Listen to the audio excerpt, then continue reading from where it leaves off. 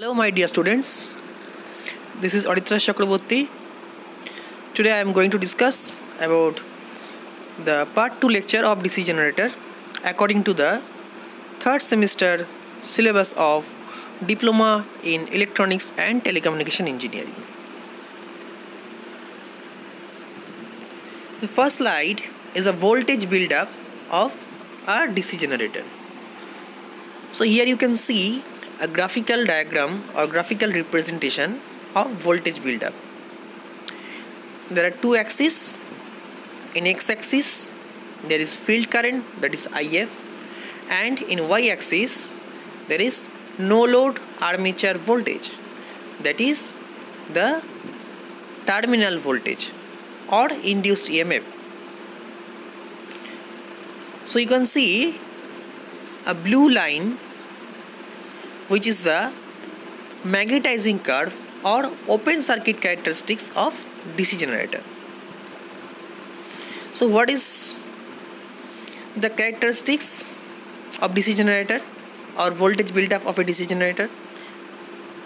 We can see here, if the field current is increased, then the no load armature voltage is also increased, and at the point of P, if the current is increased, then the voltage remains constant. That means in B point the magnetic flux is constant or the magnetic field is saturated. That means if the current is increased, then no more magnetic flux is produced in the field. But this magnetizing curve is not starting from the origin O. Why? That means when the value of field current is 0, the no load armature voltage value is not 0 at that time. There is a small value or very lower value of voltage or induced EMF in the generator. This phenomena is happen due to the residual magnetism. So when the field current is 0, a small amount of voltage is induced in the armature due to the residual magnetism. And if we draw a tangent from the saturation point, that means P, to the origin O, that is known as field resistance line. That means in P point the resistance is maximum. At that point the field excitation is maximum. So this is the voltage build-up technique. That means if we increase the field current, then the induced EMF in the generator is increased. So for that reason the terminal voltage is also increased. This curve is also called the open circuit characteristics curve or magnetizing curve of a DC generator. Now the next slide is the losses of DC generator. There are mainly 5 numbers of losses in a DC machine. Actually DC generator and DC motor are the same machine. When the mechanical force is applied to the DC machine, it will converting the energy mechanical to electrical. Then we can call that is a generator, and when the electrical energy is fed to the DC machine, then it's act as a DC motor. So the losses are same for both DC generator and DC motor. So there are 5 numbers of losses. Number 1, the electrical or copper loss or I2R loss. Number 2, the core loss or iron loss. Number 3, the brass loss or brass drop. Number 4 is the mechanical loss. And number 5, is the stray loss.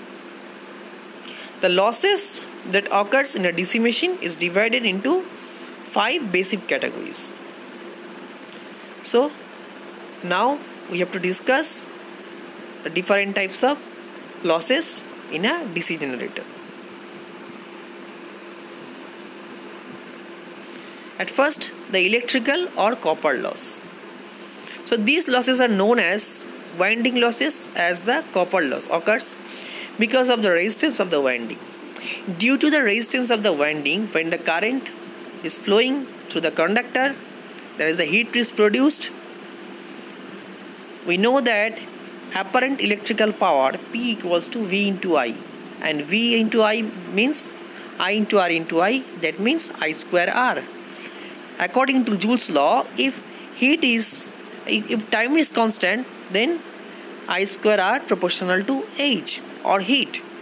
So the ohmic loss is produced by the current flowing in the winding. The winding that are present in addition to the armature winding are the field winding also. So there are several numbers of winding. One winding in armature, one winding in field, and to minimize the armature reaction, there are 2 other windings are provided in DC generator. One is interpoles and compensating windings. So among these 4 windings, the I square R loss is happen. So armature copper loss, that is IA2 or IA square RA, where IA is the armature current and RA is the armature resistance, and these losses are 30% of the total full load loss. This is the armature copper loss, that is IA square RA. IA is the armature current, RA is the armature resistance. The value of armature resistance is maximum 1 ohm and standard value of armature resistance is 0.5 ohm. In case of shunt machine or shunt generator, the copper loss in the shunt field is I to SH or I square SH RSH, that means ISH square RSH. This ISH is the shunt current and RSH is the shunt field resistance, where ISH is the current in the shunt field and the shunt regulating resistance is included in RSH.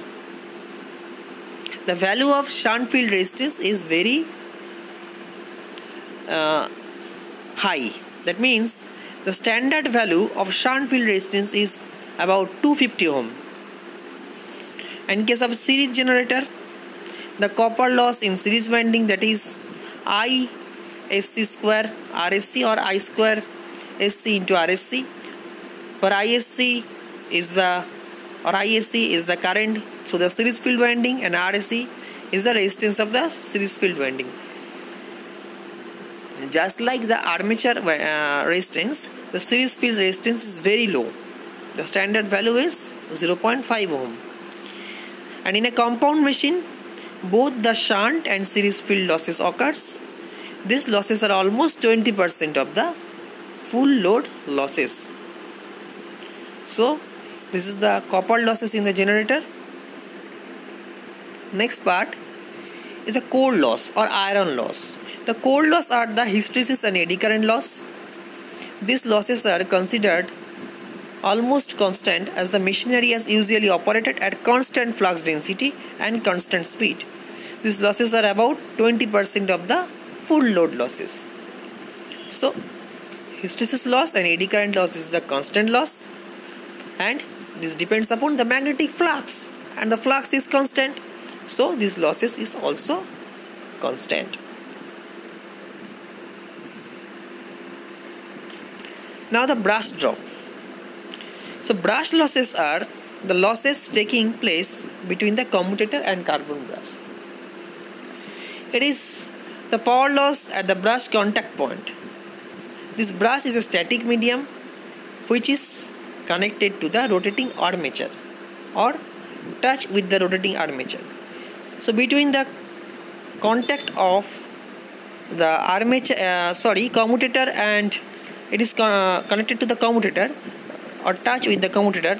So between the contact point of commutator and brush, there is a contact drop or there is a air gap is produced. So there is a power loss occurred due to the small amount of air gap, and which is caused by the wear and tear of brush.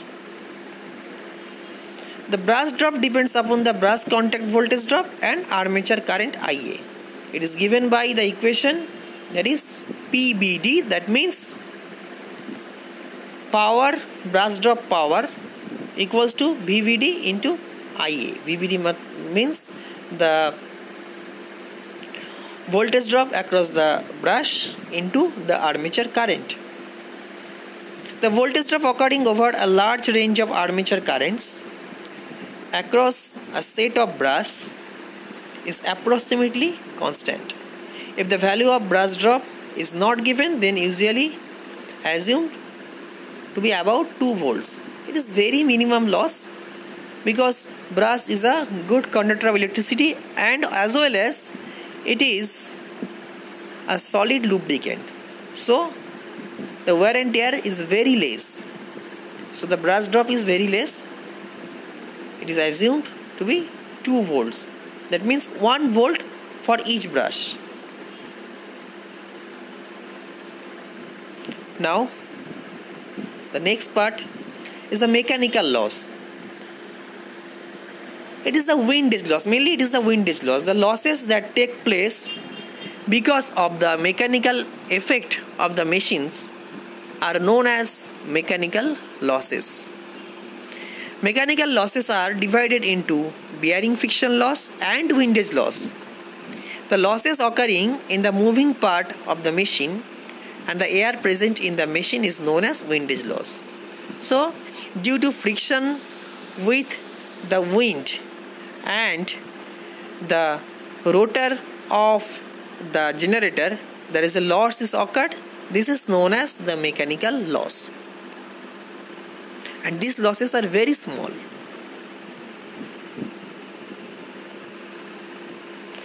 Now the stray loss. These losses are the miscellaneous type of losses. The following factors are considered in stray loss. Number 1, the distortion of flux because of the armature reaction. So what is armature reaction? Armature reaction means when the current is flowing through the armature conductor, then there is a magnetic flux is produced surrounding the conductor, and which oppose the main field flux or the flux which is present between north pole and south pole of the generator. So this armature flux oppose or cuts the main field flux and weak the main field flux. So due to that reason, the rate of change of flux or the voltage is reduced. So this is known as armature reaction. And short circuit current in the coil undergoing commutation. And these losses are very difficult to determine. Therefore, it is necessary to assign the reasonable value of the stray loss. So what is short circuit current in the coil? When the commutator is connected with the brush or short circuit with the brush, then the current, the short circuit current, that means the current which is flowing through the commutator to brushes, due to that current there is a loss occurred. This is known as the short circuit current in the coil. So it is very difficult to measure this loss. Okay. For most of the machine, stray losses are taken by convention to be 1% of the full load output power. So it can be calculated by percentage according to the full load output power. So this is the stray loss. Now the efficiency of DC generator. So what is the meaning of efficiency? Efficiency means output by input, or eta G or efficiency of G, that is generator, equals to generator output by generator input. And we all know that input equals to output plus losses. So generator output by generator output plus generator losses. And so the efficiency of generator equals to Vi by Vi plus Ia square RAT plus VVD into Ia plus Pk. So Vi means the generator output, that is voltage into current, that is electrical power, and Ia square RAT, that means the armature copper loss or power loss in the armature. VVD into Ia, that is the power loss in the brush, and the Pk is the constant loss. And in case of shunt generator, then Ia equals to I plus ISH. So the value of Ia is changed in case of shunt generator. So this is the efficiency of DC generator. Now the condition for maximum efficiency. So what is the condition of maximum efficiency? Mainly there are two types of loss in case of a DC generator. One is constant loss, one is variable loss.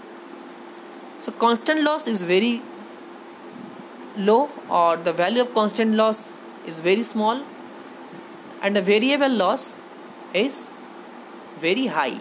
So if the constant loss is equal to the variable loss, then the efficiency of generator is maximum. So the efficiency of DC generator is not constant but varies with load. If the load is increased, then efficiency will change. Consider a shunt generator delivering a load IL at a terminal voltage of V. So the generator output equals to V into IL. So generator input equals to output plus losses, that is VIL plus variable losses plus constant losses. So VIL is the output plus Ia square RA, that is the variable losses, and plus WC, this is the constant loss. So V into IL plus, in case of shunt generator, Ia equals to IL plus ISH. So IL plus IH is square into RA plus WC or constant losses. The shunt field current ISH is generally very small because the shunt field resistance is very high. If the resistance is high, then current is very low. So the shunt field current ISH is generally small as compared to the IL. Therefore, it can be neglected. So ISH can be neglected. So generator input equals to VIL plus IL square into RA plus WC. Then the efficiency equals to V into IL by VIL, that is output by input. Input means output plus losses.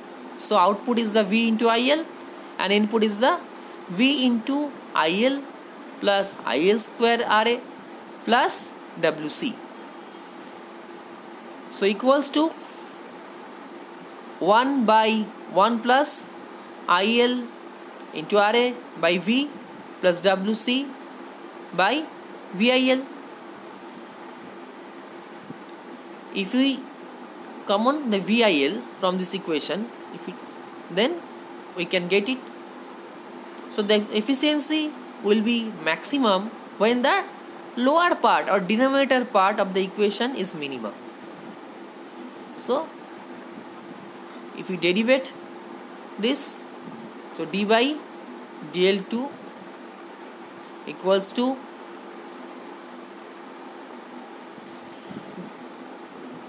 dy dil within bracket IL into RA by V plus WC by VIL equals to 0. That means if we minimize the denominator part, then the efficiency is maximum. So denominator part, it is the 1 plus IL, 1 plus within bracket IL into RA by V plus WC by VIL. After that the bracket is closed. So if we minimum that part, then the efficiency is maximum. So if we derivate by d by DIL within bracket IL into RA by V plus WC by VIL, after that bracket is closed, is equals to 0. So in that condition the efficiency is maximum. So this is the condition of maximum efficiency. That's all. Thank you.